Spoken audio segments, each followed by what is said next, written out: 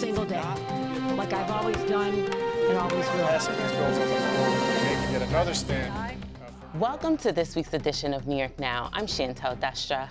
At the top of the week, Democrats in the legislature were expected to move forward with a change to state election law that would extend the time given to the governor to set a special election date for vacant congressional seats.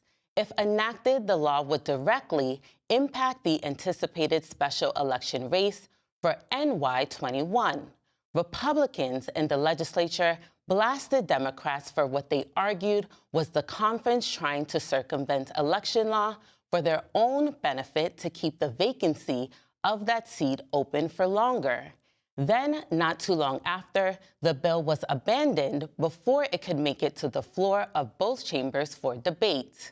We'll continue to share updates on the bill should it make a return this year. And prior to the developments of this week, we sat down with State Senate Majority Leader Andrea Stewart-Cousins for a broad-ranging interview. We asked the leader about the potential of a change to state law at the time, budget negotiations ahead, and priorities for the Democratic Conference. Here's that interview. Thank you so much for joining us here today, Leader. It is really good to be with you. Thank you. I'm so excited for our conversation, and naturally, I wanted to start with affordability in the state. Of course, it's no secret that is the focus this legislative session, and that has been the focus for your conference for some time.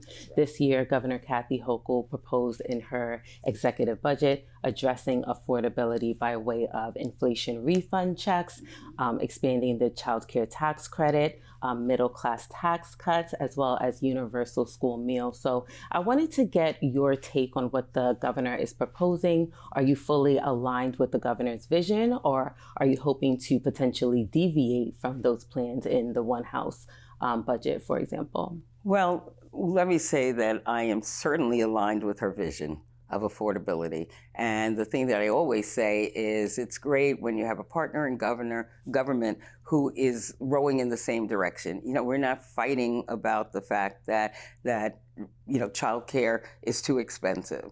We're not fighting about the fact that people need to have more money in their pockets. We certainly have been championing things like free school meals for years.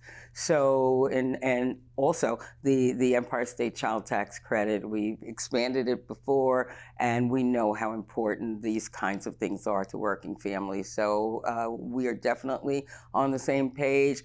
Obviously, in our One House budget, we will explore as many ways as possible to be able to make life more affordable. And in the intervening weeks, I think you might have already seen that we've done several packages. We did a housing affordability package just yesterday. We have, we did a press conference on it yesterday. Last week, it was utility bills. We are looking at every aspect of our lives to see if we can't create some more opportunities for people to feel that they have a shot, that New York is affordable, and that people in these seats are working to make sure that it's affordable. And some Republicans in the legislature have been pretty critical of what they call one-party rule here in Albany. And as someone who was in the Democratic conference when, you all had the minority and now you're on the other side in the majority, do you empathize with that at all? And do you have any plans to potentially work with Republicans to allow them to have a seat at the table or, compromise on certain policy issues? Well, again, in our chamber, and a lot of people do not realize this, but in our chamber, the Republicans had the majority for the better part of 100 years. I am the longest serving Democratic majority leader in the history of the Senate. And I have been majority leader for 6 years. So this will give you an understanding of what we're talking about. And I always say to my colleagues on the other side, I just want parity. I want this, 100 years, like you guys had it. But, that being said, I think whenever you've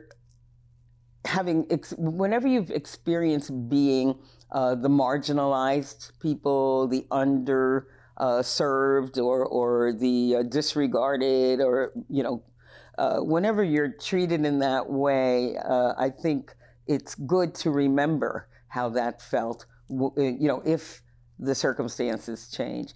And one of the things that I've done as majority leader is always take that into account. I, have a good relationship with the minority leader. Unlike when we were in the majority, I have shared resources, whether it's capital or other things that frankly never happened before.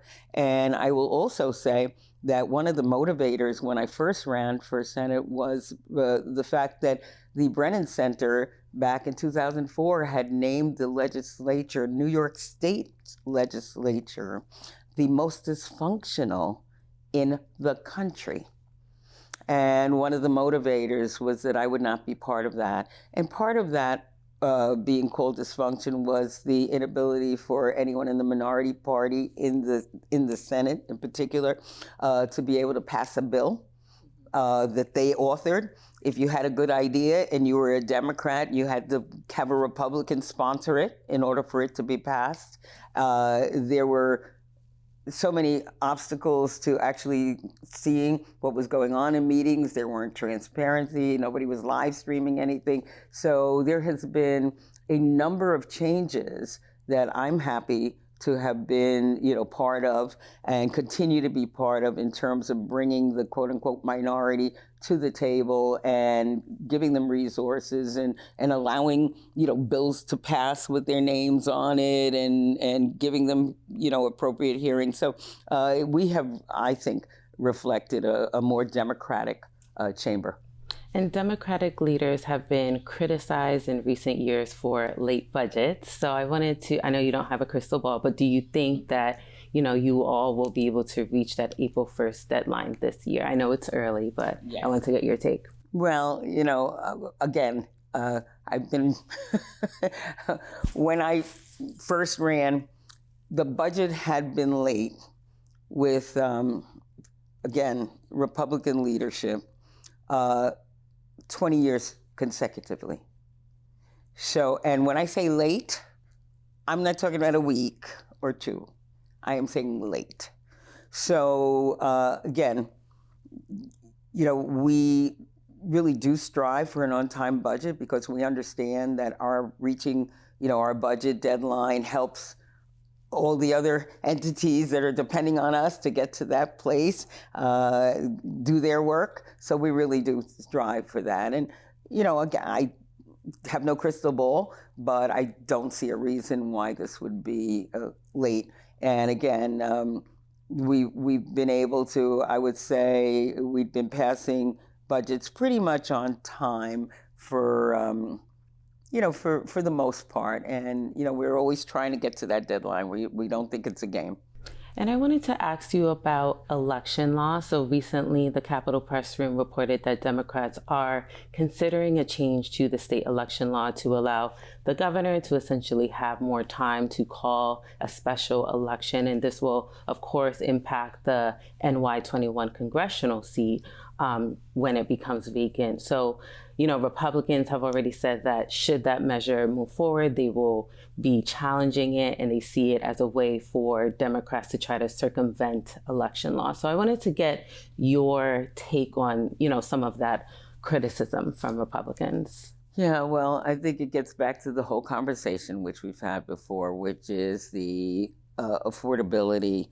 When we consolidate elections, it saves money. It saves money for the various election boards and municipalities. It saves money. So giving people an opportunity to really align elections saves money. It also boosts voter turnout. There's so many, you've got this election, that election, this election. People get confused. They don't know what they're voting for anymore. They don't know when they're supposed to vote or how or whatever. So again, that consolidation not only saves money, but it boosts voter turnout. And thirdly, I will say that the Republicans have sued us for every voting change we've tried to make. We did not have early voting. When I tell this to people around the country, that New York did not have early voting until we took the majority in 2019, they can't believe it. And now, can you imagine what it would have been like standing on line during this latest presidential only on that Tuesday. So the reality of whether it was vote by mail or early voting, or, whatever we've done, they didn't like anything we've done. They've sued us for everything. They've never been supportive. And oh, by the way, I don't remember anybody complaining when the Supreme Court seat was held open for over a year when Mitch McConnell decided that that's what he was going to do. So it didn't seem to be problematic then. So, I mean, again, we're always looking at affordability. We're always looking at increasing voter turnout because we believe that, elections matter. And I think if people didn't believe that before, they should be beginning to believe it now. And as you mentioned earlier in the interview, you are the longest serving Senate Majority Leader, and you're also the first. Well, on the Democratic side. Yes, on the Democratic side, you're the first woman, first Black woman to hold that leadership role. So I'm just curious, how do these inaugural milestones sort of impact the way that you approach leadership? Because I don't take any of it for granted. And even today, we, in this chamber celebrated Black history. And I spoke, and so many of my colleagues spoke, because it's important that when people try and pretend that, everything was always about merit, and now, people are trying to jump ahead or to make themselves more important than everyone else. It's just important that we remember the history. And we remember, as we spoke earlier, what it feels like not to be able to have the opportunity. And so the getting rid of all cultural celebrations, as I'm told will happen on a federal level, it has begun to happen, is very sad. Because when you talk about where we came from, then it gives people, again, a perspective of not only the journey that you had to take in order to get to this place, but the fact, again, that nothing is taken for granted. And so that informs me every day. I know that, as I said, I was alive for the Voting Rights Act, I was alive when Brown v. Board of Education was settled, when they were saying, yes, Black children can sit in a classroom with white children. It was not that long ago. My parents would never have dreamt that I would be the leader of the Senate. And I don't take that for granted. And I know that people sitting in seats like where I am will chart the course for the future. And I want people to understand where we came from. And I don't mind telling them. And I'm hoping that it will inspire other people to continue to invest in a democracy, in an American dream that allows people like me and you and everybody else in that chamber to continue to do what they think is best, not only for them, but for the country. Well, thank you so much for taking the time to speak with us today, Leader. I've really enjoyed this conversation. I did too. Thank you very much. And we were speaking with State Senate Majority Leader Andrea Stewart-Cousins. And for an extended cut of that interview with the Majority Leader, you can visit our website at nynow.org. Now turning to another topic. This week, Governor Kathy Hochul sent a letter to Con Edison calling on the utility company to stop their proposed rate hike. The move comes at a time when there is also a renewed push for the New York Heat Act at the Capitol. The Heat Act would place a cap on energy bills for low-income New Yorkers. This year, the bill has been reintroduced in the legislature with a new Assembly sponsor, Assemblymember Jo Ann Simon. Here's our Elise Klein with a deep dive. The New York Heat Act, the New York Home Energy Affordable Transition Act, for many advocates is a labor of love.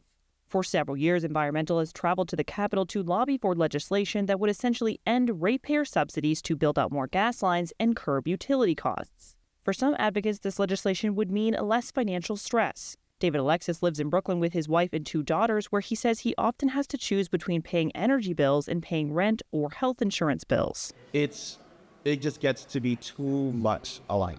And it just puts another level of burden on our family. Alexis says they are several months behind on their energy bills. He doesn't just worry about their financial well-being, but their physical well-being as well. He says both of his daughters have asthma and his wife has sickle cell anemia. Making sure that the heat is on, especially in the winter, is crucial because not having that extra heat can cause anyone to go into the hospital, whether through a asthma attack or a sickle cell crisis. Alexis says hospital visits then add to their debt stress and emphasizes this stress is something many New York families feel. Utilities bills are too damn high, and they continue to get higher every single month. Like we're seeing the prices continue to go up, and it's unbearable. And unless we do something about it, this is going to continue to happen. Liz Moran, an advocate with Earth Justice, says the New York Heat Act has a strong swell of support. It makes sense. Utility bills year after year keep rising for New Yorkers. And it's not like service has changed. They're relying on the same gas system. The New York Heat Act would help address affordability by capping utility costs for low to moderate income customers at no more than 6% of their household incomes. It would also end what is known as the 100-foot rule, a cross-subsidy that allows new residential ratepayers to avoid paying for the cost of a new gas line if they live within 100 feet of an existing one. The problem is that for all other ratepayers, prices are higher. Moran estimates this rule costs ratepayers altogether millions of dollars. By eliminating that subsidy, that's going to put money back in people's wallets. The legislation would also help the state transition away from gas systems by requiring the Public Service Commission to develop a plan to do so.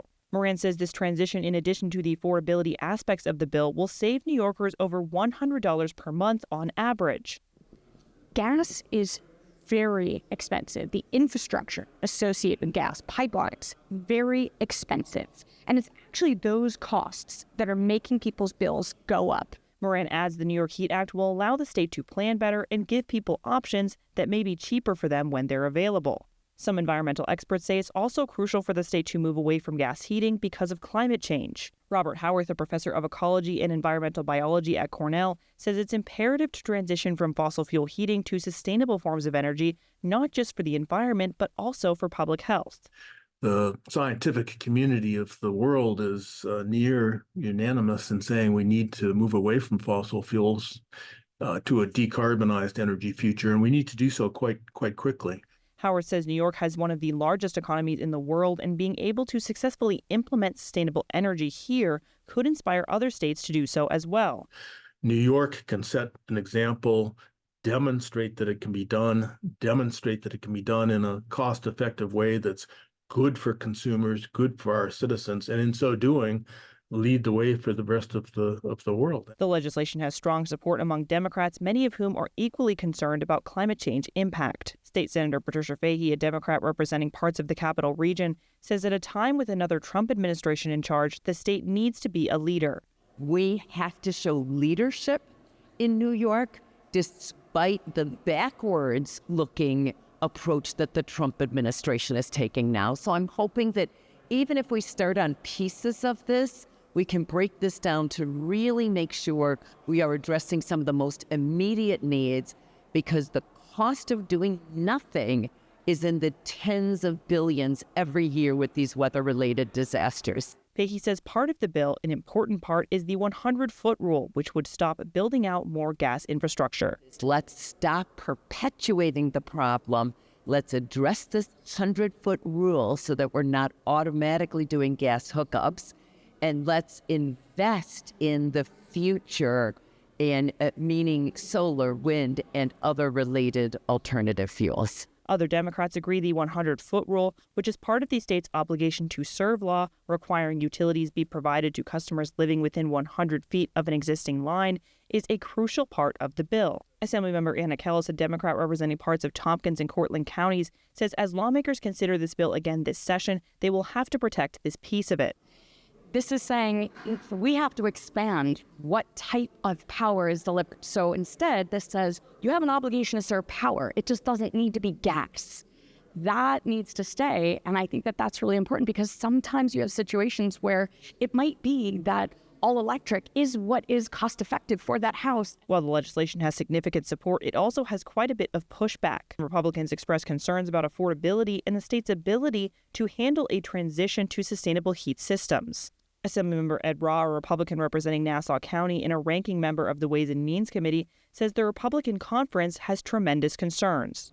We always come back to affordability and reliability when it comes to some of these energy goals. We want to get greener, but we can't have blinders on about it. So my concern is that we're not ready for so many of these things, and that's going to increase costs on our consumers. Ross says he is concerned capping costs for some customers, low to middle income, means costs could go up for other customers. Other Republican lawmakers like Assemblymember Mary Beth Walsh, who represents parts of Saratoga, Schenectady, and Fulton counties, agree, saying this bill would limit consumers and ultimately drive up costs for at least some consumers.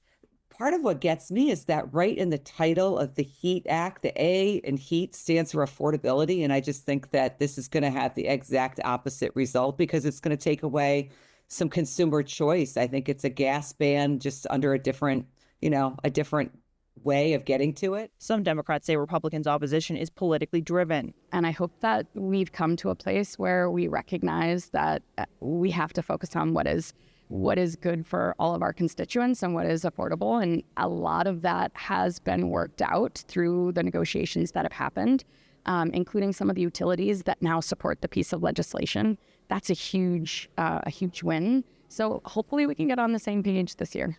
Other Democrats agree. State Senator Liz Krueger, a Democrat representing parts of the Upper East Side in Manhattan and the lead sponsor of the bill for several years now in the Senate, says the arguments from Republicans are tired. The bill has failed to pass in both houses for several years. However, last year it was very close.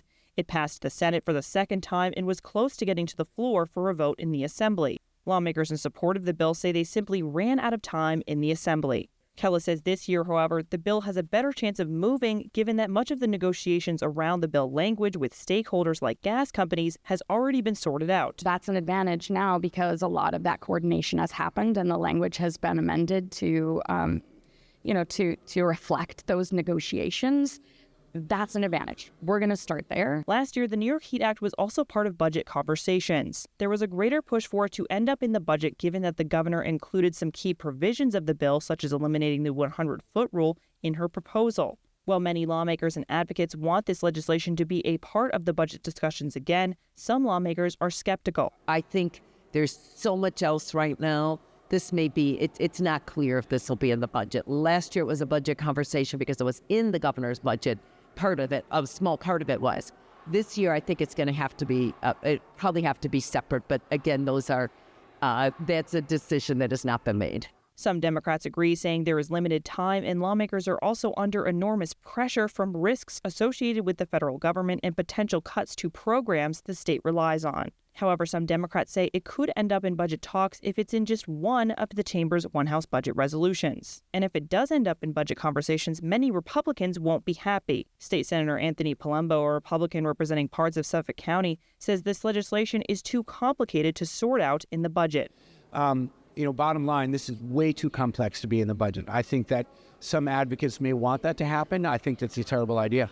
Other Republicans agree. State Senator George Borrello, a Republican representing parts of the Finger Lakes who has voted against this bill previously, says he is against policy in the budget. If you need any proof this is a bad bill, they're trying to force it into the budget bill so that they can suppress discussion and debate. This is what they do with all the bad legislation that they pass that they know the majority of New Yorkers are opposed to. Some Democrats disagree. Assemblymember Joanne Simon, a Democrat representing parts of Brooklyn and the new Assembly bill sponsor, argues the budget itself is complex. Number one, the budget has never been known for being a paragon of clarity, right? I mean, it's always a complicated budget language in many respects. The other thing is that the revisions make it much more clear. So where people may have had questions before, it's much clearer in the bill what would actually happen. Simon also stresses this bill has a great deal of support. And it's very popular. I mean, this is one of those bills that enjoys a great deal of popularity around the state. The bill has been recently reintroduced in the Senate and in the Assembly. The bill has changed slightly since last year. Senator Krueger says the new bill version created explicit protection for gas customers and transitioning customers, addressing concerns that some customers who didn't have an alternative energy option would be left without energy. Simon says the bill has many guardrails to protect consumers. She also highlights there will be opportunities for public comment through the implementation of this legislation as utilities work on a transition plan. I think that the previous complexity is a little more clarified now. And I think there are always things people misunderstand. And I think it's very clear because we had built in so much responsiveness to the public in the process under which this would go. So it's not going to happen overnight, right? Nobody will be left without heat. Kruger says she is confident the legislation will pass again in the Senate. Meanwhile, Simon says she is cautiously optimistic given all the work that has been put into the bill so far. At this stage of the game, confidence is something that is, always couched with a little healthy skepticism. I'm sure there will be questions that we need to answer. There will be some other maybe noodling with the bill in some respect, but I feel very positive about the changes that have been made thus far with the bill that answer a lot of those concerns. And so I think we're starting from a better place. Budget conversations will continue over the next few months as lawmakers wrap up budget hearings, propose their resolutions, and negotiate with the governor. Whether or not this bill will be a part of that remains to be seen. But one thing is certain, lawmakers and advocates will rally for this legislation even if they have to do so after the budget is signed into law. Elise Klein, New York Now. And for more on the New York Heat Act, you can visit our website at nynow.org. Well, that does it for this edition of New York Now.